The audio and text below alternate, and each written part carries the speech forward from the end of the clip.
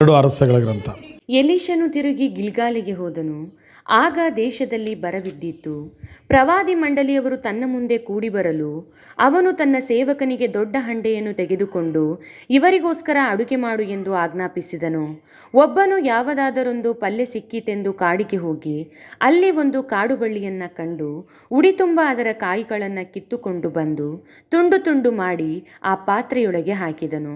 ಅದು ಎಂಥ ಕಾಯಿ ಎಂಬುದು ಯಾರಿಗೂ ಗೊತ್ತಿರಲಿಲ್ಲ. ಜನರಿಗೆ ಅದನ್ನೇ ಊಟಕ್ಕೆ ಬಡಿಸಿದರು. ಅವರು ಅದನ್ನು ಬಾಯಿಯೊಳಗೆ ಹಾಕಿದ ಕೂಡಲೇ ತಿನ್ನಲಾರದೆ, ದೇವರ ಮನುಷ್ಯನೇ, ಪಾತ್ರೆಯಲ್ಲಿ ವಿಷ ಎಂದು ಕೂಗಿದರು. ಆಗ ಅವನು ಹಿಟ್ಟನ್ನು ತೆಗೆದುಕೊಡಿರಿ ಎಂದು ಹೇಳಿದನು. ಅವರು ತರಲು ಅದನ್ನು ಆ ಪಾತ್ರೆಯೊಳಗೆ ಹಾಕಿ, ಈಗ ಇದನ್ನು ಬಡಿಸಬಹುದು ಅಂದನು. ಕೂಡಲೇ ಪಾತ್ರೆಯಲ್ಲಿದ್ದ ವಿಷವೆಲ್ಲ ಹೋಯಿತು. ಪ್ರಾರ್ಥಿಸೋಣ. ತಂದೆಯೇ, ಈ ವಾಕ್ಯದಿಂದ ನಮ್ಮೊಳಗೆ ನೀನು ಮಾತಾಡು. ಈ ವಾಕ್ಯಗಳು ನಮಗೆ ಅರ್ಥವಾಗುವಂತೆ ಸಹಾಯ ಮಾಡು. ಈ ವಾಕ್ಯದಿಂದ ಅನೇಕ ಗೂಢಾರ್ಥಗಳನ್ನು ಪ್ರಕಟಿಸು. ಈ ವಾಕ್ಯ ನಮಗೆ ಬಲ ಕೊಡಲಿ. ಈ ವಾಕ್ಯ ನಮ್ಮನ್ನು ಶಕ್ತೀಕರಿಸಲಿ. ಈ ವಾಕ್ಯ ನಮ್ಮನ್ನು ಆತ್ಮದ ಹಾದಿಯಲ್ಲಿ ನಮ್ಮನ್ನು ನಡೆಸಲಿ. ನಿನ್ನ ಈ ಮಾತುಗಳಿಗಾಗಿ ನಮ್ಮ ಕಿವಿಗಳನ್ನು ಹೃದಯಗಳನ್ನು ತೆರೆದು ಕೊಡುತ್ತೇವೆ. ನಮ್ಮೊಟ್ಟಿಗೆ ನೀನು ಮಾತಾಡಪ್ಪ.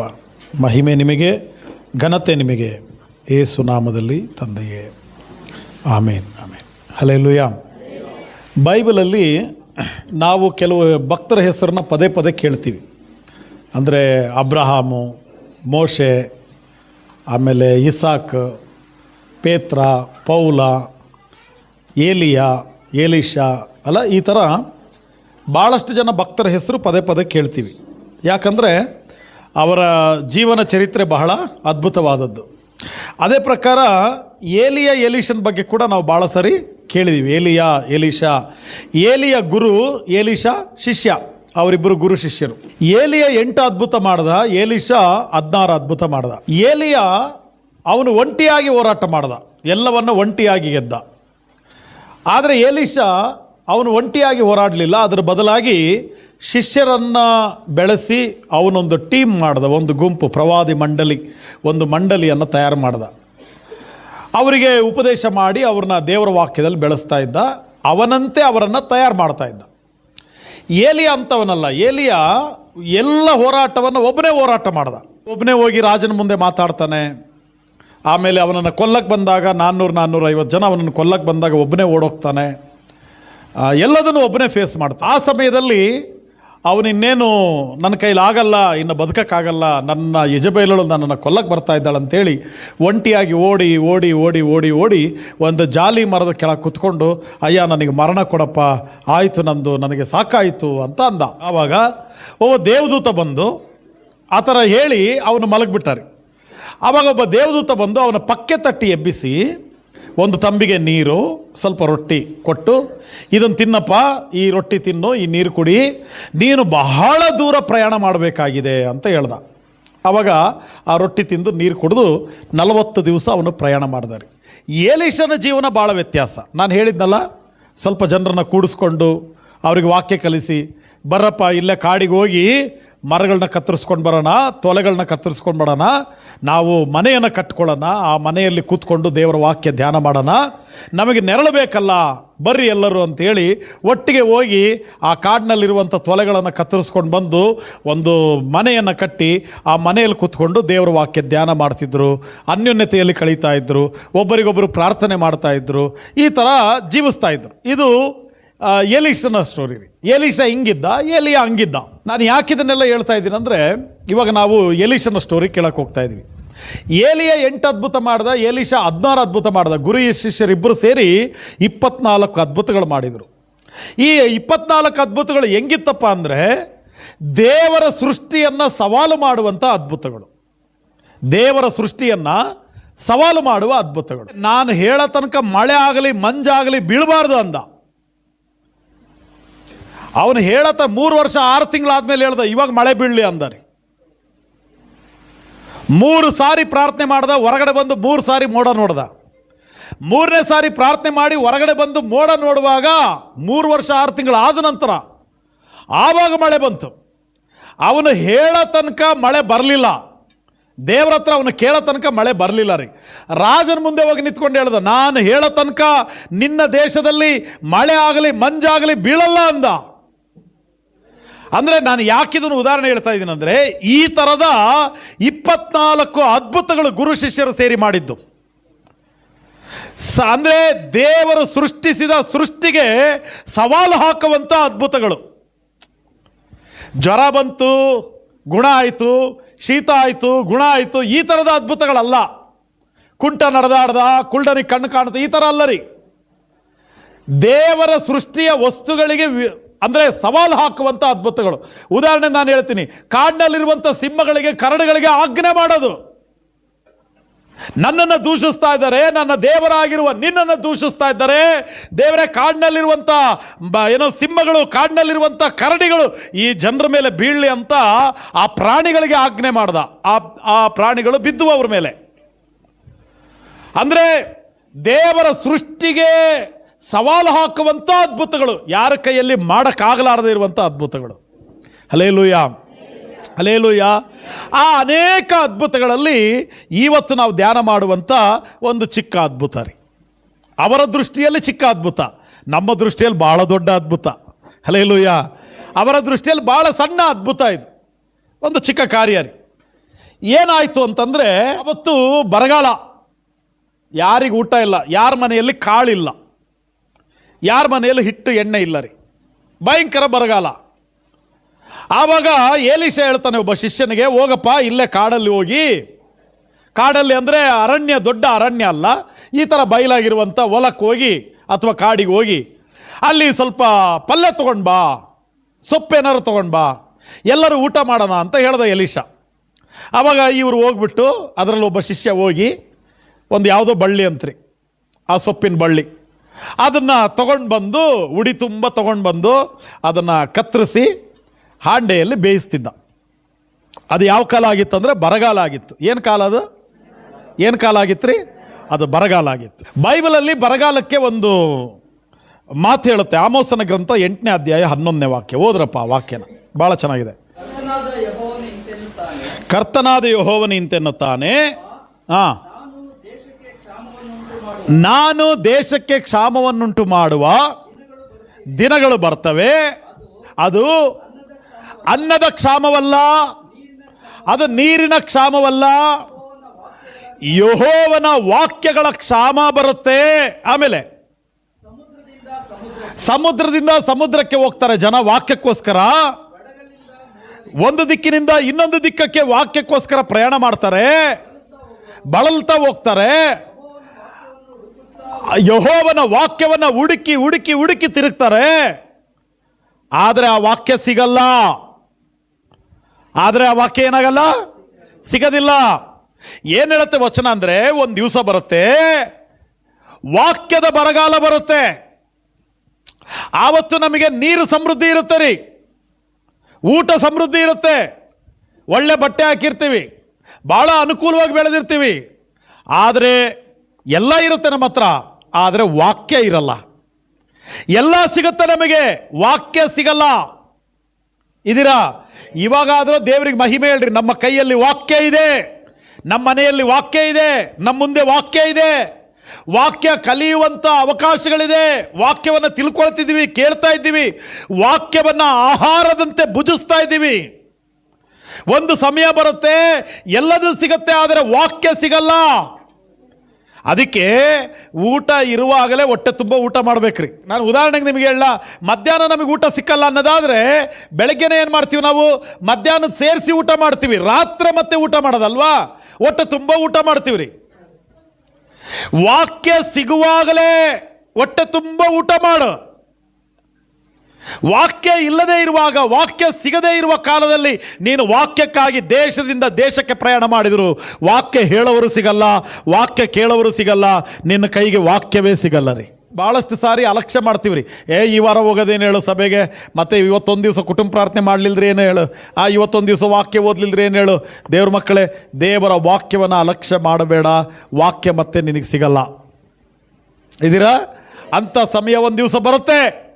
ಆದ ಕಾರಣ ವಾಕ್ಯದ ಕ್ಷಾಮ ಬರುತ್ತೆ, ವಾಕ್ಯದ ಬರಗಾಲ ಬರುತ್ತೆ. ಆದ ಕಾರಣ ವಾಕ್ಯವು ಇರುವಾಗಲೇ ವಾಕ್ಯವನ್ನು ಆಹಾರದಂತೆ ಸೇವಿಸು. ಯಾಕೆ ಆ ಥರ ವಾಕ್ಯ ಹೇಳುತ್ತಂದರೆ, ನಾವು ಶರೀರದ ಆಹಾರವನ್ನು ತಿಂದಷ್ಟು ಬಲ ಜಾಸ್ತಿ, ಬಲ ಇದ್ದರೆ ಮುಂದಕ್ಕೆ ಪ್ರಯಾಣ ಮಾಡ್ತೀವಿ, ಬಲ ಇದ್ದರೆ ಧೈರ್ಯ ಇರುತ್ತೆ, ಬಲ ಇದ್ದರೆ ನಂಬಿಕೆ ಹೆಚ್ಚಾಗತ್ತೆ. ಬಲ ಇಲ್ಲದಿದ್ದರೆ ಏನಾಗುತ್ತೆ? ನಾನು ಮುಟ್ತೀನೋ ಇಲ್ಲೋ ಅನ್ನೋವಂಥ ಭಯ, ಅಯ್ಯೋ ಯಾರಾದರೂ ಎದುರುಗಡೆ ಬಂದರೆ ಎದುರಿಸ್ತೀನೋ ಇಲ್ಲೋ ಅನ್ನುವಂಥ ಭಯ. ವಾಕ್ಯ ಇಲ್ಲದಿದ್ದರೆ, ಆಹಾರ ಇಲ್ಲದಿದ್ದರೆ, ಆಹಾರ ಇಲ್ಲದಿದ್ದರೆ ಮನುಷ್ಯ ಬಲಹೀನನಾಗ್ತಾನೆ ರೀ. ಆಹಾರ ಇಲ್ಲದಿದ್ದರೆ ಮನುಷ್ಯರು ತಲೆ ಸುತ್ತಿ ಬೀಳ್ತಾರೆ ಕೆಳಗಡೆ. ಆಹಾರ ಇಲ್ಲದಿದ್ದರೆ ಮುಂದಕ್ಕೆ ಪ್ರಯಾಣ ಮಾಡೋಕ್ಕಾಗಲ್ಲ. ದೇವ್ರ ಮಕ್ಕಳೇ, ಒಂದು ಕಾಲಲ್ಲಿ ನಡೆಯೋವನಿಗೂ ಎರಡು ಕಾಲಲ್ಲಿ ನಡೆಯೋವನಿಗೂ ವ್ಯತ್ಯಾಸ ಇದೆ. ಒಂದು ಕಾಲಲ್ಲಿ ನಡೆಯೋವನು ನಡೀತಾನೆ, ಆದರೆ ಸ್ಪೀಡಾಗಿ ಹೋಗಲ್ಲ, ಬಲ ಸಾಕಾಗಲ್ಲ.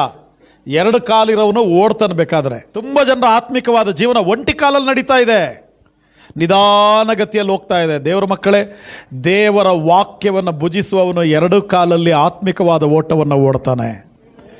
ದೇವ್ರ ವಾಕ್ಯದಲ್ಲಿ ಹಿಂಗೆ ಬರೆದಿಲ್ಲ, ಆತ್ಮಿಕವಾದ ನಡೆಯನ್ನು ನಡಿ ಅಂತ ಬರೆದಿಲ್ಲ, ಆತ್ಮಿಕವಾದ ಓಟವನ್ನು ನೀನು ಕಡೆಗಾಣಿಸು ಅಂತ ದೇವ್ರ ವಾಕ್ಯ ಹೇಳುತ್ತೆ. ನೀನು ಓಡಬೇಕಾದ್ರೆ ನಿನಗೆ ಬಲ ಬೇಕಲ್ಲ.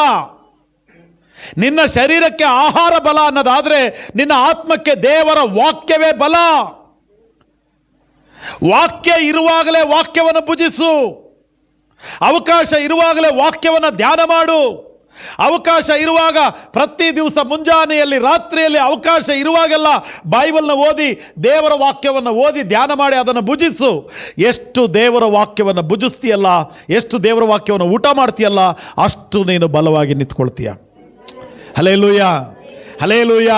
ದೇವರ ವಾಕ್ಯದಲ್ಲಿ ಬಲವಾಗಿ ನಿಲ್ಲುವವನಿಗೆ ಭಯ ಇಲ್ಲ.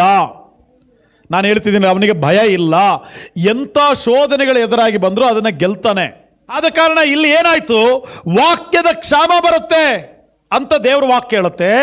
ಇಲ್ಲಿ ಕೂಡ ಅವರಿಗೆ ಊಟದ ಬರಗಾಲ ಇತ್ತು. ಹೋಗಿ ಅಲ್ಲೆಲ್ಲಾದ್ರೂ ಸೊಪ್ಪು ತಗೊಂಡು ಬಂದರೆ ಇವನು ಹೋಗಿ ಯಾವುದೋ ಸೊಪ್ಪು ರೀ ತೊಗೊಂಡು ಬಂದು ಎಲ್ಲ ಕಟ್ ಮಾಡಿ ಆಂಡೆಯಲ್ಲಿ ಹಾಕಿ ಅದನ್ನು ಬೇಯಿಸಿದ್ದ ಸೊಪ್ಪನ್ನ ಎಲ್ಲರೂ ಸಾಲ ಕೂತಿದ್ರೆ ಎಲ್ಲರಿಗೂ ಊಟ ಬಡಿಸ್ತಾ ಬಂದರು. ಊಟ ಬಡಿಸ್ತಾ ಇರುವಾಗ ಅವಸರ ಇರೋನು ಯಾರೋ ಒಬ್ಬನು ತೊಗೊಂಡೊಂದು ತುತ್ತು ಬಾಯಲ್ಲಿಟ್ಕೊಂಡ.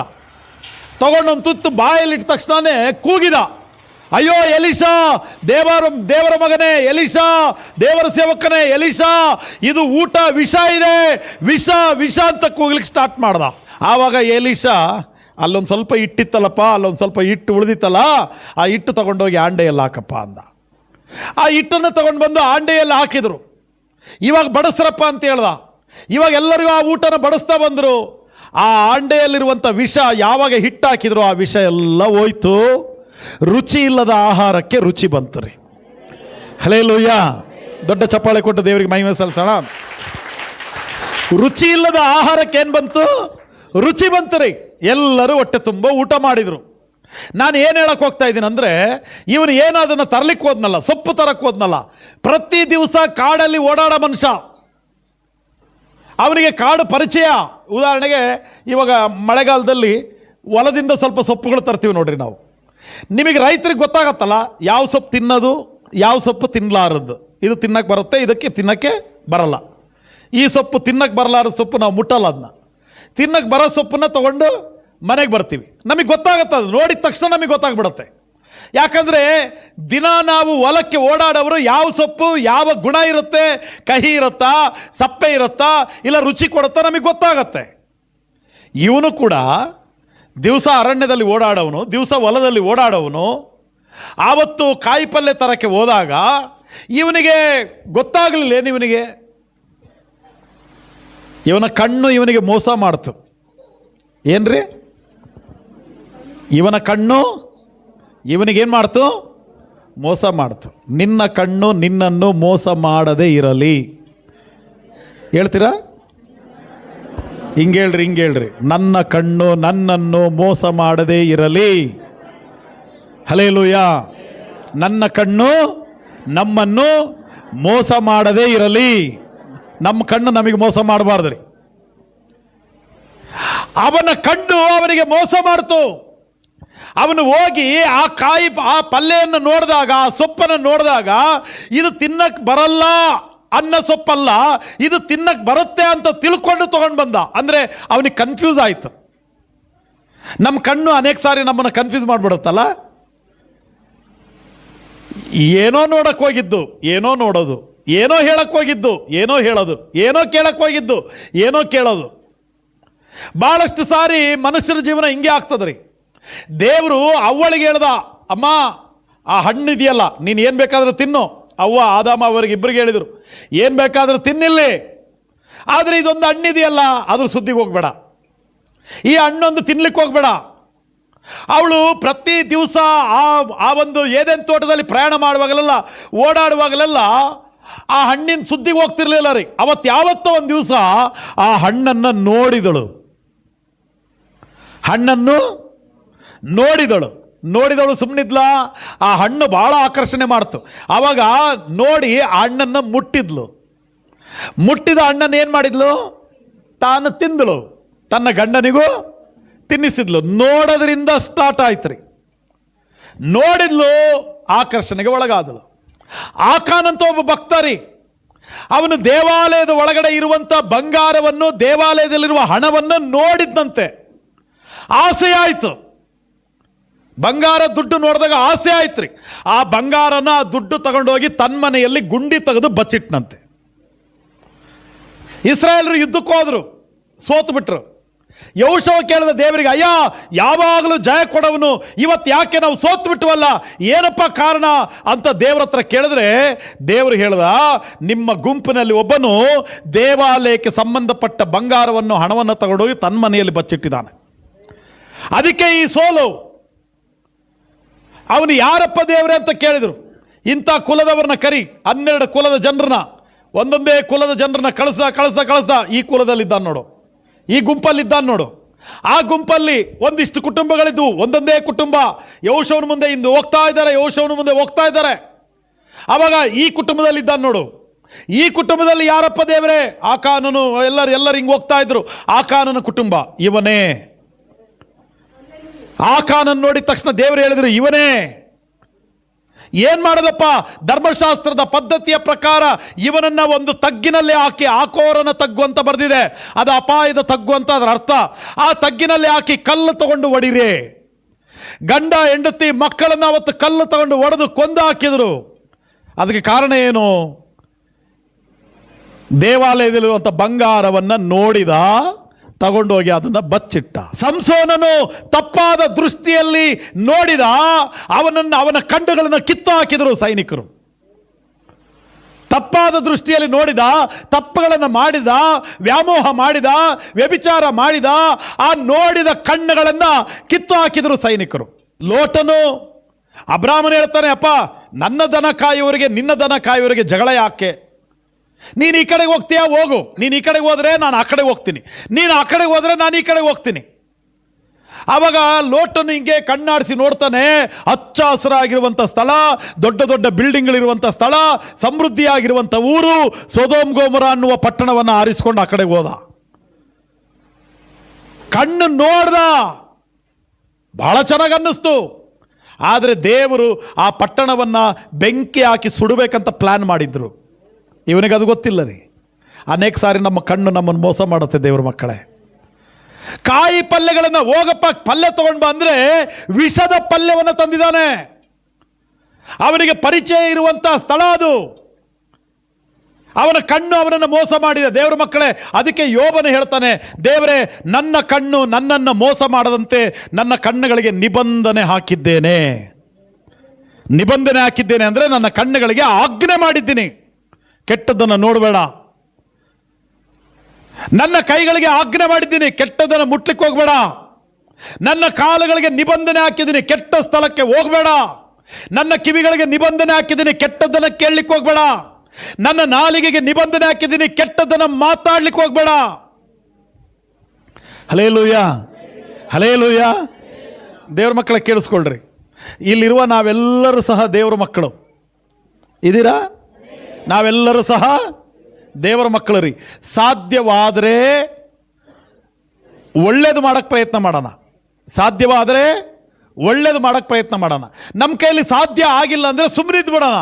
ಆದರೆ ಯಾರೊಬ್ಬರಿಗೂ ಒಂದು ಸಣ್ಣ ಕೆಟ್ಟದ್ದನ್ನು ಮಾಡಲಿಕ್ಕೆ ಹೋಗಬಾರ್ದು. ನಾನು ಹೇಳಿದ ಅರ್ಥ ಆಗ್ತಿದೆಯಾ? ಸಾಧ್ಯವಾದರೆ ಒಳ್ಳೇದು ಮಾಡೋಣ, ಆಗದಿದ್ದರೆ ಸುಮ್ಮನಿದ್ದು ಬಿಡೋಣ. ಆದರೆ ಯಾರಿಗೂ ಕೆಟ್ಟದ್ದನ್ನು ಮಾತ್ರ ಮಾಡೋದು ಬೇಡ. ಯಾಕೆ ಗೊತ್ತಾ? ನಾವು ದೇವರ ಮಕ್ಕಳಾಗಿದ್ದೇವ್ರಿ. ಹಲ್ಲೆಲೂಯಾ. ನಾವು ಪರಿಶುದ್ಧರಾಗಿದ್ದೇವೆ. ನೀನು ನೋಡುವ ನೋಟ, ನೀನು ಕೇಳುವ ಕೇಳುವಿಕೆ, ನೀನು ಮಾತಾಡುವ ಮಾತು ನಿಬಂಧನೆ ಹಾಕಬೇಕು. ನೆತ್ತಿಯಿಂದ ಅಂಗಾಲಿನವರೆಗೂ ನರನಾಡಿಗಳಲ್ಲಿ ನಿಬಂಧನೆ ಹಾಕಬೇಕು. ನನ್ನ ರಕ್ತಕ್ಕೆ ನಿಬಂಧನೆ ಹಾಕಬೇಕು, ನನ್ನ ಚರ್ಮಕ್ಕೆ ನಿಬಂಧನೆ ಹಾಕಬೇಕು, ನನ್ನ ಸರ್ವ ಇಂದ್ರಿಯಗಳಿಗೆ ನಿಬಂಧನೆ ಹಾಕಬೇಕು. ಕೆಟ್ಟದ್ದು ಬೇಡ, ಪಾಪ ಮಾಡ್ಲಿಕ್ಕೆ ಹೋಗ್ಬೇಡ, ವಿಷ ಬೇಡ. ವಿಷವನ್ನ ತಗೊಂಡು ಬರ್ತಾ ಇದ್ದಾನ್ರಿ ಅವನು, ಕನ್ಫ್ಯೂಸ್ ಆಗಿ, ತನ್ನ ಕಣ್ಣು ಮೋಸ ಆಗಿ. ದೇವ್ರ ಮಕ್ಕಳೇ, ಅನೇಕ ಸಾರಿ ನಮ್ಮ ಕಣ್ಣುಗಳು ಮೋಸ ಮಾಡ್ತವೆ. ನೀನು ನೋಡಿದ್ದೆಲ್ಲವೂ ಸತ್ಯ ಅಲ್ಲ, ನೀನು ನೋಡಿದ್ದೇ ಕರೆಕ್ಟ್ ಅಲ್ಲ. ನೀನು ಏನು ನೋಡಿದೆಯೋ ಅದ್ರ ಹಿಂದುಗಡೆ ಏನು ನಡೆದಿರ್ತದೆ ಅದನ್ನು ತಿಳ್ಕೊಳ್ಬೇಕು. ನೀನು ನೋಡಿದ್ದು ಕೆಲವು ಸಾರಿ ಸುಳ್ಳಾಗಬಹುದು. ನಾ ಹೇಳೋದು ಗೊತ್ತಾಗ್ತಿದ್ಯಾ? ನಿನ್ನ ಕಣ್ಣುಗಳು ನಿನಗೆ ಮೋಸ ಮಾಡ್ತಿದೆ. ಅದಕ್ಕೆ ನನ್ನ ಕಣ್ಣುಗಳಿಗೆ ಏನು ಹಾಕಬೇಕು? ನಿಬಂಧನೆ ಹಾಕ್ಬೇಕು. ಕೆಟ್ಟದ್ದನ್ನು ನೋಡೋದು ಬೇಡಪ್ಪ. ಒಂದ್ಸರಿ ನಿಬಂಧನೆ ಹಾಕೋಣ. ನಮ್ಮ ಕಣ್ಣು ನಮ್ಮನ್ನು ಮೋಸ ಮಾಡಬಾರ್ದು. ನಮ್ಮ ಕೈಗಳು ನಮ್ಮನ್ನು, ಕೈ ತೋರಿಸ್ರಿ, ನಮ್ಮ ಕೈಗಳು ನಮ್ಮನ್ನು ಮೋಸ ಮಾಡಬಾರ್ದು. ನಮ್ಮ ಕಾಲುಗಳು ನಮ್ಮನ್ನು, ಹಲ್ಲೆಲೂಯಾ, ನಮ್ಮ ಕಾಲುಗಳಿಗೆ ನಿಬಂಧನೆ, ನಮ್ಮ ಕೈಗಳಿಗೆ ನಿಬಂಧನೆ, ನಮ್ಮ ಕಣ್ಣಿಗೆ ನಿಬಂಧನೆ, ನಮ್ಮ ಆಲೋಚನೆಗೆ ನಿಬಂಧನೆ, ನಮ್ಮ ಹೃದಯಕ್ಕೆ ನಿಬಂಧನೆ. ಕೆಟ್ಟದ್ದನ್ನು ಯೋಚನೆ ಮಾಡಬೇಡ, ಕೆಟ್ಟದ್ದನ್ನು ನೋಡಬೇಡ, ಕೆಟ್ಟದ್ದನ್ನು ಮಾಡಬೇಡ, ಕೆಟ್ಟದ ಸ್ಥಳಕ್ಕೆ ಹೋಗಬೇಡ. ಯಾಕಂದರೆ ನಿನಗೆ ದೇವರ ಮಗನು ದೇವರ ಮಗಳು ಅನ್ನುವಂಥ ಸೌಭಾಗ್ಯವನ್ನು ಆ ತಂದೆ ನಮಗೆ ಅನುಗ್ರಹ ಮಾಡಿದ್ದಾರೆ. ಹಲ್ಲೆಲೂಯಾ. ಈ ದೇವರ ಮಗನು ದೇವರ ಮಗಳು ಅಂದಮೇಲೆ ಕೂಡ ನೀನು ತಪ್ಪು ಮಾಡ್ತಿದ್ಯಾ ಅಂದರೆ ನಿನ್ನ ಕಣ್ಣುಗಳು ನಿನ್ನೇನು ಮಾಡ್ತಿದ್ದಾವೆ? ಮೋಸ ಮಾಡ್ತಿದ್ದಾವೆ. ಸರಿ ರೀ, ಅಲ್ಲಿ ಹೋದ, ಏನೋ ಕನ್ಫ್ಯೂಸ್ ಆಯಿತು, ಕಣ್ಣು ಮೋಸ ಮಾಡ್ತು. ಆ ಪಲ್ಯನ ತಗೊಂಡು ಬಂದು ಏನು ಮಾಡ್ದ? ಆಂಡೆಯಲ್ಲಿ ಹಾಕಿ ಬೇಯಿಸಿದ. ಆಂಡೆಯಲ್ಲಿ ಹಾಕಿ ಏನು ಮಾಡ್ದ? ಬೇಯಿಸಿದ ಮೇಲೆ ರುಚಿ ನೋಡ್ಬೇಕಲ್ರಿ. ನೀವು ಬೇಯಿಸಿದ ಮೇಲೆ ರುಚಿ ನೋಡ್ತೀರಾ? ಉಪ್ಪು, ಖಾರ, ಹುಳಿ. ನಾನೇನಾದ್ರು ಬೇಯಿಸ್ಲಿಕ್ಕೆ ನಿಂತ್ಕೊಂಡ್ರೆ ಮಿನಿಮಮ್ ಒಂದು 10 ಸರಿ ನೋಡ್ತೀನಿ ರೀ. ನನ್ನ ನಾಲಿಗೆ ಉಪ್ಪು ಮುಂದೆ ಇರೋ ನಾಲಿಗೆ ನಂದು. ಆಗಲೆಲ್ಲ ನೋಡೋದು, ಮತ್ತೆ ಉಪ್ಪು ಹಾಕೋದು, ನೋಡೋದು, ಮತ್ತೊಂದಿಷ್ಟು ಉಪ್ಪು ಹಾಕೋದು. ಆದರೆ ನಾನು ಏನು ಹೇಳಕ್ಕೆ ಹೋಗ್ತಿದ್ದೀನಿ ಅಂದರೆ, ಬೇಯಿಸಿದ್ರೆ ಕನಿಷ್ಠ ರುಚಿ ನೋಡ್ತೀವಿ, ಒಂದು ಸಾರಿ ಆದರೂ ರುಚಿ ನೋಡ್ತೀವಿ. ಇವನೇನು ಮಾಡ್ದ? ಒಟ್ಟೆ ರುಚಿ ನೋಡಲಿಲ್ಲ ರೀ ಅವನು. ತಗೊಂಡು ಬಂದ, ಬೇಯಿಸಿದ, ರುಚಿ ನೋಡಲಿಲ್ಲ. ಅಂದರೆ ಏನದ್ರ ಅರ್ಥ? ನಿರ್ಲಕ್ಷ್ಯ ಮಾಡ್ದ, ಅಲಕ್ಷ್ಯ ಮಾಡ್ದ. ನಮಗೆ ಅಡುಗೆ ಕಡೆಗೆ ಅಲಕ್ಷ್ಯ ಇದ್ದಾಗ ನಾವು ರುಚಿ ನೋಡೋಕ್ಕೂ ಹೋಗಲ್ಲ. ಸುಮ್ಮನೆ ಏನೋ ಒಂದು ಬೇಯಿಸ್ತೀವಿ ಅಲಕ್ಷ್ಯ ಇದ್ದಾಗ. ಆದರೆ ನಾವು ಇಂಟ್ರೆಸ್ಟ್ ಆಗಿ ಅಡುಗೆ ಮಾಡುವಾಗ ನಾವು ಖಚಿತವಾಗಿ ನಾವು ರುಚಿ ನೋಡ್ತೀವಿ. ಇವನೇನು ಮಾಡ್ದ? ರುಚಿ ನೋಡಲಿಲ್ಲ, ಅಂದರೆ ಅಲಕ್ಷ್ಯ ರೀ. ದೇವರ ವಾಕ್ಯವನ್ನು ಅಲಕ್ಷ್ಯ ಮಾಡಬೇಡ. ಹಲ್ಲೆಲೂಯಾ. ನಾನು ಅಲ್ಲಿ ಶರೀರದ ಊಟ ನಡೀತಾ ಇದೆ, ನಾನಿಲ್ಲಿ ಆತ್ಮಿಕವಾದ ಊಟವನ್ನು ಮಾತಾಡ್ತಿದ್ದೀನಿ. ಅಲ್ಲಿ ಶರೀರದ ಊಟಕ್ಕೆ ವಸ್ತುಗಳು ಎಂತ ತಂದ ಅವನು ಅಂದರೆ, ಅವನ ಕಣ್ಣು ಮೋಸ ಮಾಡಿ ಕನ್ಫ್ಯೂಸ್ ಆಗಿ ವಿಷದ ಪದಾರ್ಥವನ್ನು ತಗೊಂಡು ಬಂದ. ಆದರೆ ನಮ್ಮ ಕೈಯಲ್ಲಿರುವಂಥದ್ದು ವಿಷದ ಪದಾರ್ಥ ಅಲ್ಲ, ನಮ್ಮ ಕೈಯಲ್ಲಿರುವಂಥ ವಾಕ್ಯ ಅದು ಜೀವ ಕೊಡುವ ವಾಕ್ಯ. ಜೇನುತುಪ್ಪ ಸವರಿದ ದೋಸೆಯಂತಿರುವಂಥ ರುಚಿಕರವಾದ ಆಹಾರದ ವಾಕ್ಯ ನಮ್ಮ ಕೈಯಲ್ಲಿರೋ ವಾಕ್ಯ. Hallelujah, hallelujah. ನಿರ್ಲಕ್ಷ್ಯ ಮಾಡ್ದ ರೀ. ಆಮೇಲೆ ಏನು ಮಾಡ್ದ? ಅದು ಆ ವಿಷ ಇದ್ದದ್ದು ಅವನ ಮನೆಯಲ್ಲ, ವಿಷ ಇದ್ದಿದ್ದು ಅವರ ಮಧ್ಯದಲ್ಲೇ ಅಲ್ಲ, ಆ ಸೊಪ್ಪಿದ್ದಿದ್ದು ಅವರ ಮನೆಯಲ್ಲ, ಅದು ಕಾಡಲ್ಲಿದ್ದಿದ್ದು. ಪಾಪ ಇರುವಂಥದ್ದು ಲೋಕದಲ್ಲಿ, ವಿಷ ಇರೋದು ಲೋಕದಲ್ಲಿ, ಕೆಟ್ಟತನ ಇರೋದು ಲೋಕದಲ್ಲಿ, ಅಪನಂಬಿಕೆ ಇರೋದು ಲೋಕದಲ್ಲಿ. ನಿನ್ನ ಜೀವನದಲ್ಲಿ ಏನ್ರಿ ಯಾವುದಕ್ಕೂ ಭಯಪಡುವಂಥ ಅವಶ್ಯಕತೆ ಇಲ್ಲ ರೀ. ಪಾಪ ಬೇಡ, ವಿಷ ಬೇಡ, ಅದು ಇರೋದು ಲೋಕದಲ್ಲಿ ರೀ. ಆದರೆ ಇವನೇನು ಮಾಡ್ದ? ಕಾಡಿನಲ್ಲಿರುವಂತಹ ಸೊಪ್ಪನ್ನ ಕೈಗೆ ತಗೊಂಡ. ಕಾಡಿನಲ್ಲಿರೋ ಸೊಪ್ಪನ್ನ ಏನು ಮಾಡ್ದ? ಕೈಗೆ ತಗೊಂಡ ರೀ. ಕೈಗೆ ತಗೊಂಡಿದ್ದು ಸೊಪ್ಪನ್ನ ಉಡಿಯಲ್ಲಿ ಹಾಕ್ಕೊಂಡಂತೆ. ಉಡಿಯಲ್ಲಿ ಅಂದರೆ ಅಲ್ಲಪ್ಪ, ಹಿಂಗೆ ಟವಲ್ ಹಾಕ್ಕೊಂಡಿರ್ತಾರಲ್ಲ, ನಮ್ಮವೆಲ್ಲ ಸಣ್ಣ ಸಣ್ಣ ಟವಲ್ ಅಲ್ಲ. ಹೊಲಕ್ಕೆ ಹೋಗುವಾಗ ಸಣ್ಣ ಟವಲ್ ತಗೊಂಡು ಹೋಗ್ತೀವಿ. ಸೊಪ್ಪು ತೊಗೊಂಡು ಬಂದರೆ ಆ ಟವಲಲ್ಲಿ ಒಂದಿಷ್ಟು ಕಟ್ಕೊಂಬರ್ತೀವಲ್ಲ, ಭಾಳ ಅಂದರೆ ಒಂದಿಷ್ಟು ಇರುತ್ತೆ. ಅವ್ರದ್ದು ಟವಲ್ ಅಂಥದ್ದಲ್ರಿ, ಅವ್ರದ್ದು ಡಬಲ್ ಬೆಡ್ಶೀಟ್ ಇದ್ದಂಗೆ ಇರ್ತಿತ್ತು ಅವ್ರದ್ದು ಟವಲ್, ದೊಡ್ಡದು. ಅದ್ರ ತುಂಬ ತುಂಬ್ಕೊಂಡು ತೊಗೊಂಡು ಬಂದಾನ್ರಿ ಅವನು. ಅಷ್ಟು ಸೊಪ್ಪು ತೊಗೊಂಡು ಬಂದಿದ್ದಾನೆ, ವಿಷ. ಆ ಲೋಕದಲ್ಲಿದ್ದ ವಿಷ ಅಥವಾ ಕಾಡಿನಲ್ಲಿದ್ದ ವಿಷ ಕೈವರೆಗೂ ಬಂತು. ಕೈಯಲ್ಲಿರುವ ವಿಷ ಅವನ ಉಡಿವರೆಗೂ ಬಂತು. ಉಡಿಯಲ್ಲಿದ್ದ ವಿಷ ಮನೆವರೆಗೂ ತಗೊಂಡು ಬಂದ. ಮನೆಯಲ್ಲಿರುವ ವಿಷ ಪಾತ್ರೆವರೆಗೂ ಬಂತು. ಪಾತ್ರೆಯಲ್ಲಿರುವ ವಿಷ ನಾಲಿಗೆವರೆಗೂ ಬಂತು. ನಾಲಿಗೆಯಲ್ಲಿರೋ ವಿಷ ಹೃದಯದವರೆಗೂ ಹೋಯ್ತು. ಹಲ್ಲೆಲೂಯಾ. ಎಲ್ಲಿದ್ದದ್ದು ವಿಷ? ನಮ್ಮ ಮನೆಯಲ್ಲಿದ್ದದ್ದಲ್ಲ, ನಮ್ಮ ಜೀವನದಲ್ಲಿದ್ದದ್ದಲ್ಲ, ಹುಟ್ಟಿದಾಗಲಿಂದಲೇ ಕಲ್ತದ್ದಲ್ಲ ಅದು. ನಾನು ಯಾವಾಗ ಹೇಳ್ತೀನಲ್ಲ, Johnny Johnny eating sugar open your mouth ಅಂದರೆ ಏನಂದ್ರೆ ಅರ್ಥ? ಜಾನಿ ಜಾನಿ ಅಂದಂತವ್ರಪ್ಪ. ಇವನು ಎಸ್ ಪಪ್ಪ ಇಲ್ಲ ಇದೀನಿ ಪಪ್ಪ ಅಂತ ಬಂದಾನೆ. ಸಕ್ಕರೆ ತಿಂದೇನೋ ಅಂತ ಕೇಳಿದ್ದಂತೆ, ಇಲ್ಲ ಪಪ್ಪ ಅಂದಂತೆ. ಬಾಯಿ ತೆಗಿ ಸ್ವಲ್ಪ ಅಂದಂತೆ. ಇವನು ಬಾಯಿ ತೆಗೆದು ಆಹಾ ಅಂತಾನಂತೆ. ಅಂದರೆ ಬಾಯಲ್ಲಿ ಏನಿದೆ? ಇದೆ. ಆದರೆ ಏನು ಹೇಳ್ತಿದ್ದಾನೆ ಅವ್ರ ಅಪ್ಪನಿಗೆ? ಇಲ್ಲ ಅಂತಿದ್ದಾನೆ. ಅಂದರೆ ಈ ಸುಳ್ಳನ್ನು ಅವ್ರ ಅಪ್ಪ ಕಲಿಸ್ಕೊಟ್ನಾ? ಈ ಸುಳ್ಳನ್ನು ಯೂನಿವರ್ಸಿಟಿಯಲ್ಲಿ ಕಲ್ತು ಬಂದ? ಈ ಸುಳ್ಳನ್ನು ಸ್ಕೂಲಿಗೆ ಹೋದಾಗ ಅಲ್ಲೇನಾದ್ರು ಕಲಿಸ್ಕೊಟ್ರಾ? ಇಲ್ಲ ರೀ. ಹುಟ್ಟುತ್ತಲೇ ಇರುವಂಥ ಕೂಸಿಗೆ ಯಾವ ಸುಳ್ಳು ಇಲ್ಲ. ಹುಟ್ಟಿದ ಕೂಸುಗಳಿಗೆ ಯಾವ ವಿಷಾನೂ ಇಲ್ಲ. ಹುಟ್ಟಿದ ಕೂಸುಗಳಿಗೆ ಯಾವ ಕಹಿನೂ ಇಲ್ಲ. ಪರಿಶುದ್ಧವಾದ ಜನ್ಮ ರೀ. ಯಾವ ಕೆಟ್ಟ ಆಲೋಚನೆ ಇಲ್ಲ ರೀ. ಅದಕ್ಕೆ ದೇವ್ರ ವಾಕ್ಯ ಹೇಳುತ್ತೆ, ಮಕ್ಕಳಂತೆ ಆಗದೆ ಹೋದರೆ ಪರಲೋಕ ರಾಜ್ಯ ನೀವು ಸೇರಲ್ಲ ಅಂತ ಹೇಳುತ್ತೆ. ಅಂದರೆ ಹುಟ್ಟಿದ ಕೂಸುಗಳು ಪರಿಶುದ್ಧವಾದದ್ದು, ಯಾವ ಕಳಂಕ ಇಲ್ಲ. ಇನ್ನು ಆ ಮಕ್ಕಳು ಇನ್ನೂ ಬೆಳಿತಿರ್ಬೇಕಾದ್ರೆ ಲೋಕದಲ್ಲಿರುವಂಥ ಎಲ್ಲ ಪಾಪಗಳು, ಕೆಟ್ಟತನಗಳು, ಸುಳ್ಳು, ವಂಚನೆಗಳು ಆ ಮಗುವಿನ ರಕ್ತದಲ್ಲಿ ಸೇರಿಕೊಳ್ಳುತ್ತೆ. ಎಲ್ಲಿ ಕಲ್ತಾನ್ರಿ? ರಕ್ತಗತವಾಗಿ ಪಾಪಗಳು, ರಕ್ತಗತವಾಗಿ ವಿಷ.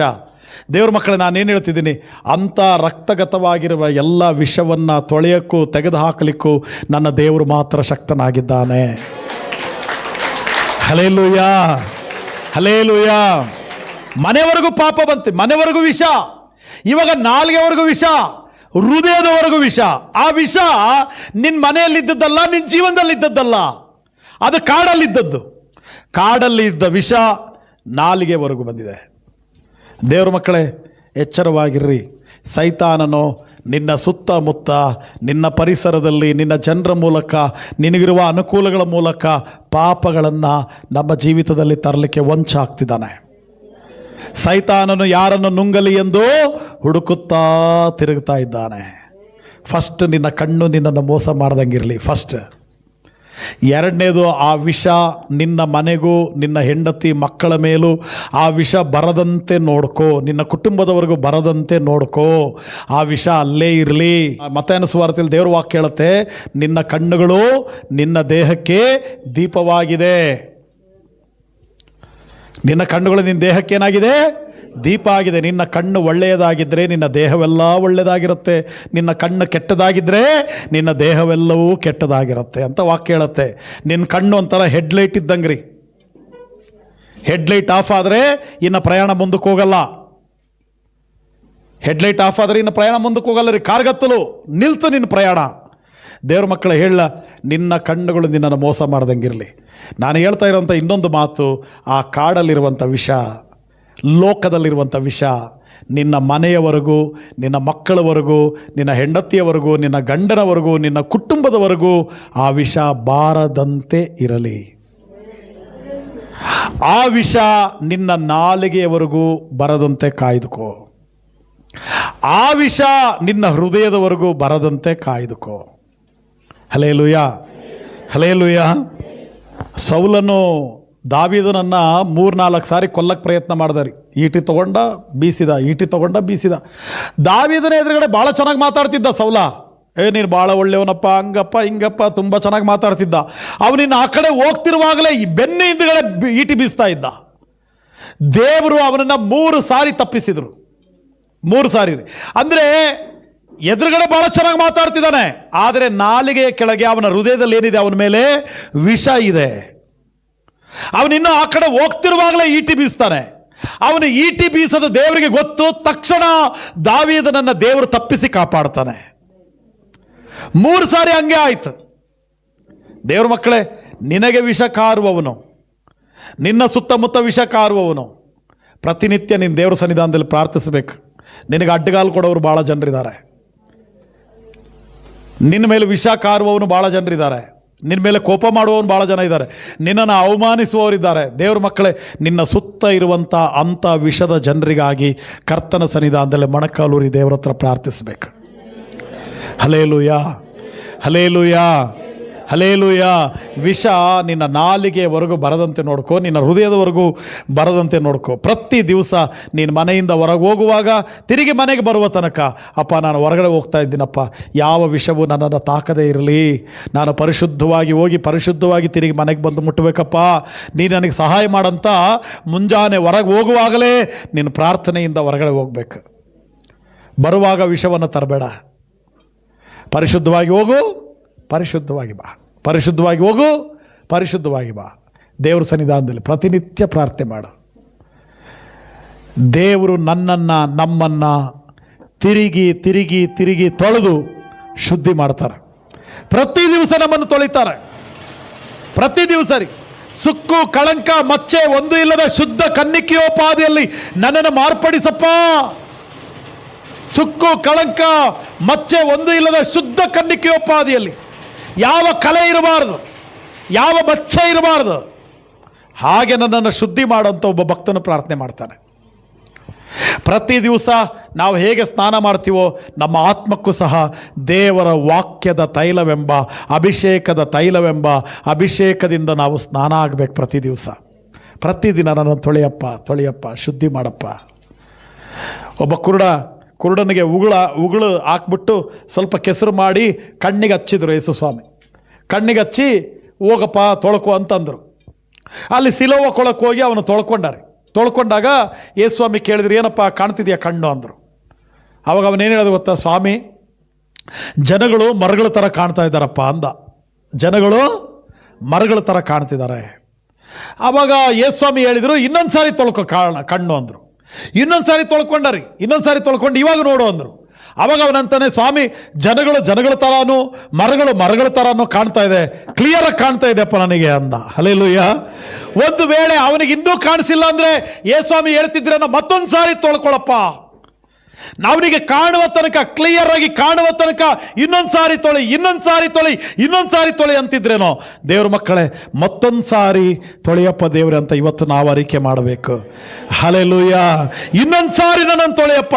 ತಿಳಿದು ತಪ್ಪು ಮಾಡಿದ್ದೀನೇನೋ, ತಿಳಿಯದೇ ತಪ್ಪು ಮಾಡಿದ್ದೀನೇನೋ, ಬೇಕಂತ ಮಾತಾಡಲಿಲ್ಲ, ತಿಳಿಯದೇ ನಾನು ಮಾತಾಡ್ಬಿಟ್ಟಿದ್ದೀನೇನೋ, ತಿಳಿಯದೇ ನಾನು ನೋಡ್ಬಿಟ್ಟಿದ್ದೀನೇನೋ, ತಿಳಿಯದೇ ನಾನು ಕಾರ್ಯಗಳು ಮಾಡಿಬಿಟ್ಟಿದ್ದೀನೇನೋ, ತಿಳಿಯದೇ ತಪ್ಪು ಮಾಡಿದ್ದೀನೋ ಏನೋ. ಅಯ್ಯ ನನ್ನನ್ನು ಕ್ಷಮಿಸಪ್ಪ, ನನ್ನನ್ನು ಇನ್ನೊಂದು ಸಾರಿ ತೊಳಿ ಅಂತ ಕರ್ತನ ಸನ್ನಿಧಾನದಲ್ಲಿ ನೀನು ಅರಿಕೆ ಮಾಡುವಾಗ ಮತ್ತೊಂದು ಸಾರಿ ದೇವರು ನಮ್ಮನ್ನು ತೊಳೆದು ಶುದ್ಧಿ ಮಾಡ್ತಾರೆ. Hallelujah, hallelujah, hallelujah. ಪೇತ್ರನೊಂದು ಸಾರಿ ಜೈಲಲ್ಲಿದ್ದರಿ, ಲಾಸ್ಟ್ ಇನ್ನು ನಾಳೆ ಅವನನ್ನು ಕೊಲ್ಲಬೇಕು, ನಾಳೆ ಸಾಯಿಸ್ಬೇಕು ಅವನಿಗೆ. ನಾನು ಹೋದ ವಾರನೋ ಆ ಕಡೆ ವಾರನ ನಾನು ನಿಮಗೆ ಹೇಳಿದ್ದೆ, ನಾಳೆ ಸಾಯಿಸ್ಬೇಕು ಅವನಿಗೆ. ಆದರೆ ಹಿಂದಿನ ದಿನ ರಾತ್ರಿ ಅವನ್ನ ಇದ್ದ ಜೈಲಿಂದ ಡೋರ್ ಇದ್ದಕ್ಕಿದ್ದಾಗ ಓಪನ್ ಆಯ್ತು ರೀ, ತೆರೆಯಲ್ಪಡ್ತು. ಓಪನ್ ಆಯ್ತಲ್ಲ ಅಂತೇಳಿ ಇವನು ಹೊರಗಡೆ ಓಡಿ ಬಂದ. ಅಲ್ಲಿ ಮೇಲ್ಗಡೆ ಬೆಟ್ಟದಿಂದ ಒಬ್ಬರು ಶಿಲುಬೆ ಹೊತ್ಕೊಂಡು ಇಳಿತಾ ಇದ್ರು ಕಾಲ್ದಾರಿಯಲ್ಲಿ. ಆ ಶಿಲುಬೆಯಿಂದ ಇಳಿತಾ ಇದ್ರೆ ಇವನು ನೋಡಿ ಯೇಸು ಸ್ವಾಮಿ ಇದ್ದಂಗೆ ಇದ್ದಾರಲ್ಲ ಅಂತೇಳಿ ಹತ್ರ ಬಂದರು. ಇವನು ಬೇಗ ಓಡೋಗಿ ನೋಡ್ತಾರೆ, ಹೌದು ನಿಜ ಯೇಸು ಸ್ವಾಮಿನೇ. ಅವಾಗ ಇವನು ಕೇಳ್ದ, ಸ್ವಾಮಿ ನೀವು ನಮಗೋಸ್ಕರ ಪ್ರಾಣ ಕೊಟ್ಟ ಆಯ್ತಲ್ಲ, ಶಿಲುಬೆ ಹೊತ್ಕೊಂಡಿದ್ಯಲ್ಲ, 39 ಕೊರಡೆ ಏಟುಗಳನ್ನ ತಿಂದಿದ್ಯಲ್ಲ, ಇಷ್ಟು ಚಿತ್ರ ಹಿಂಸೆಯನ್ನು ಅನುಭವಿಸಿ ನಮಗೋಸ್ಕರ ಸತ್ತಿದೆಯಲ್ಲಪ್ಪ, ಮತ್ತ್ಯಾಕೆ ಶಿಲುಬೆ ಹೊತ್ಕೊಂಡ್ಬರ್ತಿದೀಯಾ? ಅವಾಗ ಯೇಸು ಸ್ವಾಮಿ ಹೇಳಿದರು, ಪೇತ್ರ ನಿನಗಿನ್ನೂ ನನ್ನ ಪ್ರೀತಿ ಅರ್ಥ ಆಗಲಿಲ್ಲ, ಇನ್ನೂ ನೀನು ನನ್ನನ್ನು ಸರಿಯಾಗಿ ಅರ್ಥ ಮಾಡಿಕೊಳ್ಳಲಿಲ್ಲ. ಇನ್ನೂ ಚಿಕ್ಕ ಸಮಸ್ಯೆಗಳು, ಇನ್ನೂ ಚಿಕ್ಕ ತಪ್ಪುಗಳು, ಇನ್ನೂ ಸಣ್ಣ ಪಾಪಗಳು, ಇಂಥದ್ರಲ್ಲಿ ಮನುಷ್ಯ ಕುಲ ಇಂಥದ್ರಲ್ಲಿ ನಡೆದು ಹೋಗ್ತಾ ಇದೆ. ಅದಕ್ಕೆ ನಾನು ಇನ್ನೊಂದು ಸಾರಿ ಪ್ರಾಣ ಕೊಟ್ಟರೆ ನನ್ನ ಪ್ರೀತಿಯನ್ನು ಜನರು ಅರ್ಥ ಮಾಡ್ಕೊಳ್ತಾರೋ ಏನೋ, ನಾನು ಇನ್ನೊಂದು ಸಾರಿ ಪ್ರಾಣ ಕೊಟ್ಟರೆ ನೀನು ನನ್ನ ಪ್ರೀತಿಯನ್ನು ಅರ್ಥ ಮಾಡ್ಕೊಳ್ತೀಯ ಏನೋ. ಆವಾಗ ಅವನು ಸಾಷ್ಟಾಂಗವರಿಗೆ ಅಡ್ಡ ಬಿದ್ದು, ಸ್ವಾಮಿ ಬೇಡಪ್ಪ, ಇನ್ನೊಂದು ಸಾರಿ ನೀನು ಪ್ರಾಣ ಕೊಡೋ ಅವಶ್ಯಕತೆ ಇಲ್ಲ, ಒಂದು ಸಾರಿ ನಮಗೋಸ್ಕರ ಚಿತ್ರಹಿಂಸೆ ಅನುಭವಿಸಿ ಪ್ರಾಣ ಕೊಟ್ಟಿದ್ದು ಸಾಕು, ನಮಗೋಸ್ಕರ ಮತ್ತೊಂದು ಸಾರಿ ಸಾಯೋ ಅವಶ್ಯಕತೆ ಇಲ್ಲ, ನಾನು ತಿರುಗಿ ಹೋಗಿ ಜೈಲಲ್ಲೇ ಕೂತ್ಕೊಳ್ತೀನಿ. ವಾಪಸ್ ಹೋಗಿ ಜೈಲಲ್ಲಿ ಕೂತ್ಕೊಂಡಾರಿ. ಬೆಳಗ್ಗೆ ಎದ್ದು ಅವನಿಗೆ ಕೇಳಿದರು, ನಿನ್ನದು ಕೊನೆ ಆಸೆ ಏನು? ಆವಾಗ ಅವನು ಹೇಳ್ದ, ಯೇಸು ಸ್ವಾಮಿ ಕಾಲಿದ್ದ ಜಾಗದಲ್ಲಿ ನನ್ನ ತಲೆ ಇಟ್ಟು ಮಳೆ ಹೊಡೀರಪ್ಪ, ಅದೇ ನಂದು ಕೊನೆ ಆಸೆ. ಯೇಸು ಸ್ವಾಮಿಯ ಪ್ರೀತಿಯನ್ನು ಅರ್ಥ ಮಾಡಿಕೊಂಡ. ದೇವ್ರ ಮಗನೇ, ದೇವ್ರ ಮಗಳೇ, ಯೇಸು ಸ್ವಾಮಿ ನಮ್ಮನ್ನು ಎಷ್ಟು ಪ್ರೀತಿ ಮಾಡ್ತಾರೆ ಗೊತ್ತಾ?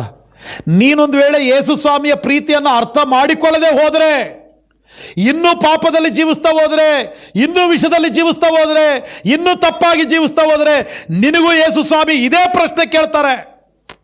ಮಗ, ಇನ್ನೊಂದು ಸಾರಿ ಸಾಯ್ಲೇನು ನಿನಗೋಸ್ಕರ ನಾನು? ಮಗ, ಇನ್ನೊಂದು ಸಾರಿ ನಾನು ನಿನಗೋಸ್ಕರ ಶಿಲುಬೆ ಹೊತ್ಕೊಳ್ಳ? ಮಗಳೇ, ಇನ್ನೊಂದು ಸಾರಿ ನಿನಗೋಸ್ಕರ ನಾನು ಕೊರಡೆ ಏಟುಗಳನ್ನ ತಿನ್ಲೇನು? ಇನ್ನೊಂದು ಸಾರಿ ನಿನಗೋಸ್ಕರ ಮುಳ್ಳಿನ ಕಿರೀಟ ಅನುಭವಿಸ್ಲೇನಪ್ಪ? ಅಯ್ಯ ಬೇಡ ಸ್ವಾಮಿ. ಹಲ್ಲೆಲೂಯಾ. ಒಂದು ವೇಳೆ ಯೇಸು ಸ್ವಾಮಿ ಬಂದು ನನ್ನನ್ನು, ನಮ್ಮನ್ನು ಈ ಮಾತು ಕೇಳಿದ್ರೆ, ದೇವ್ರ ಮಕ್ಕಳೇ, ಅಪ್ಪ ಬೇಡಪ್ಪ, ನನಗೋಸ್ಕರ ಮತ್ತೊಂದು ಸಾರಿ ನಿನ್ನ ಶಿಲುಬೆಯಲ್ಲಿ ಬೀಳೋದು ಬೇಡ, ಮತ್ತೊಂದು ಸಾರಿ ನೀನು ಪೆಟ್ಟು ತಿನ್ನೋದು ಬೇಡ, ಮತ್ತೊಂದು ಸಾರಿ ಗುದ್ದು ತಿನ್ನೋದು ಬೇಡ, ನನಗೋಸ್ಕರ ನೀನು ಅನುಭವಿಸಿದ್ದು ಸಾಕು. ನಾನು ಶುದ್ಧನಾಗಬೇಕು, ನನ್ನನ್ನು ನಾನು ತೊಳೆಯಲ್ಪಡಬೇಕು. ನಾನು ಇನ್ನೊಂದು ಸಾರಿ ನನ್ನನ್ನು ತೊಳೆಯಪ್ಪ, ನಿನ್ನ ರಕ್ತದಿಂದ ಇನ್ನೊಂದು ಸಾರಿ ತೊಳಿ. ದೇವ್ರ ಮಕ್ಕಳೇ, ನಾವು ಪಾಪ ಮಾಡಿದ್ದೇವೆ ಅನ್ನುವಂಥ ಏನು ಮನಸ್ಸಾಕ್ಷಿ ಹೇಳುವಾಗಲೆಲ್ಲ, ದೇವರೇ ನನ್ನನ್ನು ಕ್ಷಮಿಸಪ್ಪ ಅಂತೇಳಿ ಪಶ್ಚಾತ್ತಾಪದಿಂದ ನಿನ್ನ ದೇವ್ರ ಸನ್ನಿಧಾನದಲ್ಲಿ ಕೇಳಿದರೆ, ನಾನು ಹೇಳ್ತೀನಿ ನಿಮಗೆ, ಮತ್ತು ಯೇಸು ಸ್ವಾಮಿ ನಮ್ಮನ್ನು ತೊಳೆದು ಶುದ್ಧಿ ಮಾಡ್ತಾರೆ. Hallelujah, hallelujah. ಇನ್ನೊಂದು ಸಾರಿ ನನ್ನನ್ನು ತೊಳಿಪ್ಪ. ಆವಾಗ ವಿಷ, ದೇವರೇ ವಿಷ ವಿಷ ಅಂತ ಕೂಗಿದ್ನಲ್ಲ, ನಾನಿವತ್ತು ಹೇಳ್ತೀನಿ ದೇವ್ರ ಮಕ್ಕಳೇ, ಹಾಗಿದ್ದರೆ ಅಂಥ ವಿಷ ಹೋಗಲಿಕ್ಕೆ, ಇಂಥ ಪಾಪದ ಕಾರ್ಯಗಳು ಹೋಗಲಿಕ್ಕೆ, ನಮ್ಮ ಜೀವಿತ ರುಚಿಕರವಾಗಲಿಕ್ಕೆ ಏನು ಮಾಡೋದಂಗಿದ್ರೆ? ಏನು ಮಾಡೋದಪ್ಪ? ನಾನು 2 ಕಾರ್ಯಗಳನ್ನ ಹೇಳ್ತೀನಿ, ಕೇಳಿಸ್ಕೊಳ್ರಿ. ಏನು ಮಾಡೋದು? ನಮ್ಮ ಜೀವನ ರುಚಿ ಆಗಬೇಕು. ಪಾತ್ರೆಯಲ್ಲಿರೋ ಅಡುಗೆ ರುಚಿ ಆಗಬೇಕು, ನಮ್ಮ ಜೀವನ ರುಚಿ ಆಗಬೇಕು. ಪಾತ್ರೆಯಲ್ಲಿರೋ ವಿಷ ಹೋಗ್ಬೇಕು, ನಮ್ಮಲ್ಲಿರುವ ಪಾಪ ಹೋಗ್ಬೇಕು. ಏನು ಮಾಡೋದು? 2 ಕಾರ್ಯ. ಒಂದು, ದೇವ್ರನ್ನ ಕೂಗಬೇಕು. ಮೊದಲನೇ ಕಾರ್ಯ ಏನು ಮಾಡ್ಬೇಕು? ನಾವು ದೇವರನ್ನೇ ಕೂಗಬೇಕು. ಯಾವ ಮನುಷ್ಯನ ಕೂಗ್ಲಿಕ್ಕೆ ಹೋಗಬೇಡ. ಎಷ್ಟೇ ಸಮಸ್ಯೆ ಬರಲಿ, ಎಷ್ಟೇ ಕಷ್ಟ ಬರಲಿ, ಎಷ್ಟೇ ಆಪತ್ತುಗಳು ಬರಲಿ, ಮನುಷ್ಯರನ್ನ ಕೂಗಬೇಡ್ರಿ. ನನಗೆ ಸಹಾಯ ಮಾಡ್ರಪ್ಪ, ನನಗೆ ಸಹಾಯ ಮಾಡ್ರಪ್ಪ, ನನಗೆ ಸಹಾಯ ಮಾಡ್ರಪ್ಪ, ಕೂಗಬೇಡ್ರಿ. ಮನುಷ್ಯರು ನೀವು ಸಹಾಯಕ್ಕಾಗಿ ಕೂಗಿದರೆ ಅವರು ನಗ್ತಾರೆ, ನಿನ್ನನ್ನು ಅರ್ಥ ಮಾಡಿಕೊಳ್ಳಲ್ಲ, ನಿನ್ನ ವಿಷಯದಲ್ಲಿ ನಗಾಡ್ತಾರೆ, ಗೇಲಿ ಮಾಡ್ತಾರೆ, ಹಾಸ್ಯ ಮಾಡ್ತಾರೆ. ಅಷ್ಟು ಸಾಲದಕ್ಕೆ ಇವನಿಗೆ ಹಿಂಗೆ ಆಗಲಿ ಅಂತಾರೆ. ನಾಲಿಗೆ ಕೆಳಗಡೆ ವಿಷ ಇಟ್ಕೊಂಡಿದ್ದಾರೆ ಮನುಷ್ಯರು, ಹಿಂಗೆ ಆಗಲಿ ಇವನಿಗೆ ಅಂತಾರೆ. ಅದಕ್ಕೆ ನಾನು ಹೇಳ್ತೀನಿ, ಯಾವ ಮನುಷ್ಯನ ಕೂಗಬೇಡ, ಯಾವ ಗುಂಪನ್ನು ಕೂಗಬೇಡ, ಸರ್ವೇಶ್ವರನಾದ ಯೇಸು ಕ್ರಿಸ್ತನನ್ನು ಮಾತ್ರ ಕೂಗು. ನಮ್ಮ ಜೀವನ ರುಚಿಯಾಗಲಿಕ್ಕೂ, ನಮ್ಮ ಆ ಪಾತ್ರೆಯಲ್ಲಿರುವ ವಿಷ ಹೋಗ್ಲಿಕ್ಕೂ, ನಮ್ಮಲ್ಲಿರುವಂಥ ಪಾಪ ಪರಿಹಾರ ಆಗಲಿಕ್ಕೂ ನಾವು ಮಾಡಬೇಕಾದ ಮೊದಲನೇ ಕೆಲಸ ಯೇಸುವೇ ಅಂತ ಕೂಗಬೇಕ್ರಿ. ಹಲ್ಲೆಲೂಯಾ, ಅಯ್ಯ ಅಂತ ದೇವರನ್ನ ಕೂಗಬೇಕು. 2ನೇ ಕಾರ್ಯ ಏನು ಮಾಡಬೇಕು? ಕೂಗಿದ ತಕ್ಷಣ ಇವನೇನು ಮಾಡ್ದ? ಅಲ್ಲಿ ಹಿಟ್ಟೈತೆ ಹೋಗಪ್ಪ ಅಂದ. ಹಿಟ್ಟು ತೊಗೊಂಡೋಗಿ ಆ ಪಾತ್ರೆಯಲ್ಲಿ ಹಾಕ್ರಿ. ಆ ಹಿಟ್ಟೆಲ್ಲಿಂದ ಬಂತ್ರಿ? ಹಿಟ್ಟು ತಯಾರು ಮಾಡೋದು ಹೆಂಗೆ? ಕಾಳನ್ನು ತಗೊಂಡೋಗಿ ಮಿಷಿನ್ಗೆ ಹಾಕಿದರೆ ಹಿಟ್ಟಾಗತ್ರಿ. ಅದು ಮುರಿಯಲ್ಪಟ್ರೆ ಹಿಟ್ಟಾಗತ್ತೆ, ಜಜ್ಜಲ್ಪಟ್ರೆ ಹಿಟ್ಟಾಗತ್ತೆ. ಯೇಸು ಸ್ವಾಮಿ ಏನು ಹೇಳ್ತಾರೆ ಗೊತ್ತಾ? ನಾನು ಗೋಧಿಯ ಕಾಳು ಭೂಮಿಗೆ ಬಿದ್ದು ಸಾಯದೆ ಹೋದರೆ ಹೆಚ್ಚಾದ ಗೋಧಿಗಳು ಬರಲ್ಲ. ಒಂದು ಮೆಕ್ಕೆಜೋಳದ ಬೀಜ ನಮ್ಮ ಹೊಲದಲ್ಲಿ ಬಿದ್ದು ಅದು ಕೊಳೆತು ಸತ್ತರೆ 100 ಕಾಳುಗಳು ಬರುತ್ತೆ. ಅದು ಸಾಯದಿದ್ರೆ ಕಾಳು ಬರಲ್ಲ. ಇದೀರಾ? ಅದಕ್ಕೆ ಸ್ವಾಮಿ ಏನು ಹೇಳ್ತಾರೆ? ನಾನು ಗೋಧಿಯ ಕಾಳು, ನಾನು ಜಜ್ಜಲ್ಪಟ್ಟು ನಾನು ಹಿಟ್ಟಾದ್ರೆ ಆ ಹಿಟ್ಟನ್ನು ತಗೊಂಡು ಬಂದು ಈ ಆಂಡೆಯಲ್ಲಿ ಹಾಕಿದರೆ ಏನಾಗುತ್ತೆ? ಆಂಡೆಯಲ್ಲಿರೋ ವಿಷ ಎಲ್ಲ ಹೋಗ್ಬಿಡತ್ತೆ. ಸರ್ವಶಕ್ತನಾಗಿರುವ ಯೇಸು ಕ್ರಿಸ್ತನು ನಿಮ್ಮ ಜೀವನದಲ್ಲಿದ್ದರೆ ನಮ್ಮ ಜೀವಿತ ರುಚಿಕರವಾಗಿ ಮಾರ್ಪಡುತ್ತೆ. ಹಲ್ಲೆಲೂಯಾ. ಆ ಗೋಧಿಯ ಹಿಟ್ಟು ಯೇಸುರಿ, ಆ ಗೋಧಿಯ ಹಿಟ್ಟು ಯೇಸು.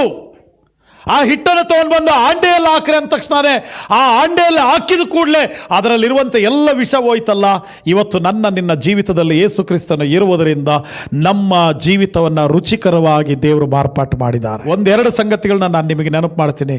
ಮೊದಲನೇ ಸಂಗತಿ, ವಿಷ ಏನಾದರೂ ಇದೆಯಾ? ಇವತ್ತೇ ದೇವರ ಸನ್ನಿಧಾನದಲ್ಲಿ, ಅಪ್ಪ ನನ್ನ ಪಾಪಗಳನ್ನ ಕ್ಷಮಿಸಿಬಿಡು, ನನ್ನಲ್ಲಿರುವ ವಿಷವನ್ನು ತೆಗೆದು ಹಾಕ್ಬಿಡಪ್ಪ, ನಿನಗೆ ಶುದ್ಧಳಾಗಿ ನಾನು ಕಾಣಿಸಿಕೊಳ್ಬೇಕು. ಒಂದು ಸುಕ್ಕು ಕಳಂಕ ಮಚ್ಚೆ ಒಂದು ಇಲ್ಲದ ಶುದ್ಧ ಕನ್ನಿಕೆಯೋಪಾದಿಯಲ್ಲಿ ನಿನಗೆ ಕಾಣಿಸ್ಬೇಕಪ್ಪ. ನೀನು ನನಗೆ ಸಹಾಯ ಮಾಡಪ್ಪ. ಹಲ್ಲೆಲೂಯಾ. ಎರಡನೇ ಕಾರ್ಯ, ನಿನ್ನ ಜೀವಿತ ರುಚಿಯಾಗಿಲ್ವೇನೋ? ನಿನ್ನ ಕುಟುಂಬದಲ್ಲಿ, ನಿನ್ನ ಮನೆಯಲ್ಲಿ ನಗು, ಸಂತೋಷ, ಸಮಾಧಾನ ಇಲ್ವೇನೋ? ಹಾಗಿದ್ರೆ ಅದಕ್ಕಾಗಿ ದೇವ್ರನ್ನ ಕೂಗು. ದೇವ್ರ ಮಗಳೇ, ದೇವ್ರ ಮಗನೇ, ದೇವ್ರನ್ನ ಕೂಗು. ಯೇಸು ಇರುವ ಮನೆಯಲ್ಲಿ, ನಾವು ಅದನ್ನು ಹಾಡಾಡ್ತೀವಲ್ಲ, ಯೇಸು ಇರುವ ಮನೆಯಲ್ಲಿ ಆನಂದ ಆನಂದ, ಯೇಸು ಇರುವ ಮನೆಯಲ್ಲಿ ಶಾಂತಿ ಸಮಾಧಾನ. ಆ ಹಿಟ್ಟನ್ನುವಂಥ ಯೇಸು, ಆ ಗೋಧಿ ಅನ್ನುವಂಥ ಯೇಸು ನಮ್ಮ ಜೀವಿತದಲ್ಲಿ, ನಮ್ಮ ಮನೆಯಲ್ಲಿ ಇದ್ದರೆ, ನಾನು ಹೇಳ್ತೀನಿ, ಎಲ್ಲ ವಿಷಯವನ್ನು ಹೋಗಲಾಡಿಸಿ, ಎಲ್ಲ ಪಾಪಗಳನ್ನು ಪರಿಹರಿಸಿ ನಮ್ಮನ್ನು ಶುದ್ಧೀಕರಿಸಲಿಕ್ಕೆ ನನ್ನ ದೇವರು ಶಕ್ತನಾಗಿದ್ದಾನೆ. ಆದ ಕಾರಣ ಎರಡನೇ ಸಂಗತಿ, ನಿನ್ನ ಜೀವಿತ ರುಚಿ ಇಲ್ಲ ಅಂದರೆ ಅಪ್ಪನ್ನ ಇನ್ನೊಂದು ಸಾರಿ ಕರಿ. ಅಪ್ಪ ದೇವರೇ, ನೀನು ನನ್ನ ಜೀವನದಲ್ಲಿರಪ್ಪ, ನನ್ನ ಮನೆಯಲ್ಲಿರಪ್ಪ, ನನ್ನ ಕುಟುಂಬದಲ್ಲಿರಪ್ಪ, ನನ್ನನ್ನು ತೊಳೆಯಪ್ಪ, ನನ್ನನ್ನು ಶುದ್ಧಿ ಮಾಡಪ್ಪ. ನಾನು ತಿಳಿದು ತಪ್ಪು ಮಾಡಿದರೆ, ತಿಳಿಯದೇ ತಪ್ಪು ಮಾಡಿದರೆ ನನ್ನನ್ನು ಕ್ಷಮಿಸಿಬಿಡಪ್ಪ. ಇನ್ನೊಂದು ಸಾರಿ ನನ್ನನ್ನು ತೊಳಿ, ಇನ್ನೊಂದು ಸಾರಿ ನನ್ನನ್ನು ತೊಳಿ. ನನ್ನ ಕಣ್ಣುಗಳಿಗೆ ನಿಬಂಧನೆ, ನನ್ನ ಕೈಗಳಿಗೆ ನಿಬಂಧನೆ, ನನ್ನ ಕಾಲುಗಳಿಗೆ ನಿಬಂಧನೆ, ನನ್ನ ಆಲೋಚನೆಗೆ ನಿಬಂಧನೆ, ನನ್ನ ಹೃದಯಕ್ಕೆ ನಿಬಂಧನೆ, ನನ್ನ ನಾಲಿಗೆ ನಿಬಂಧನೆ ಹಾಕ್ತಿದ್ದೀನಿ ಅಪ್ಪ. ಕೆಟ್ಟದ್ದನ್ನು ಮಾಡದಂತೆ, ಕೆಟ್ಟ ಕಾರ್ಯಗಳಿಗೆ ಹೋಗದಂತೆ ನನ್ನನ್ನು ಒಬ್ಬ ದೇವರ ಮಗನಾಗಿ, ದೇವರ ಮಗಳಾಗಿ ನಿನಗೆ ಸಾಕ್ಷಿಯಾಗಿ ಜೀವಿಸಬೇಕು. ಹಾಗೆ ನಿನ್ನನ್ನು ನಡೆಸುವಂಥ ನಮ್ಮ ದೇವರ ಕೈಗೆ ಒಪ್ಪಿಸ್ಕೊಡೋಣ. Hallelujah, hallelujah. ನಿನ್ನ ಜೀವಿತ ರುಚಿಯಾಗಿಲ್ವಾ? ರುಚಿಕರಿಸಲಿಕ್ಕೆ ನನ್ನ ದೇವರಿದ್ದಾನೆ. ನಿನ್ನ ಜೀವಿತ ವಿಷವಾಗಿದೆಯಾ? ಸಿಹಿಯಾಗಿ ಮಾಡಲಿಕ್ಕೆ ನನ್ನ ದೇವರಿದ್ದಾನೆ. ಎಲ್ಲ ಪರಿಸ್ಥಿತಿಗಳನ್ನು ಬದಲಾಯಿಸುವವನು ನನ್ನ ದೇವರಾಗಿದ್ದಾನೆ. ವಿಷ ಇರೋದು ನಮ್ಮ ಜೀವನದಲ್ಲ, ವಿಷ ಈ ಲೋಕದಲ್ಲಿದೆ ರೀ. ಲೋಕದಲ್ಲಿರೋ ವಿಷ ಮನೆವರೆಗೂ ಬರೋದು ಬೇಡ. ಮನೆವರೆಗೂ ಬಂದ ವಿಷ ನಾಲಿಗೆವರೆಗೂ ಬರೋದು ಬೇಡ. ನಾಲಿಗೆವರೆಗೂ ಬಂದ ವಿಷ ಹೃದಯದವರೆಗೂ ಬರೋದು ಬೇಡ. ಇದೆಲ್ಲವನ್ನು ದೇವರೇ ತೊಳೆಯಪ್ಪ, ಶುದ್ಧಿ ಮಾಡು. ನೆತ್ತಿಯಿಂದ ಅಂಗಾಲಿನವರೆಗೂ ಶುದ್ಧಿ ಮಾಡು.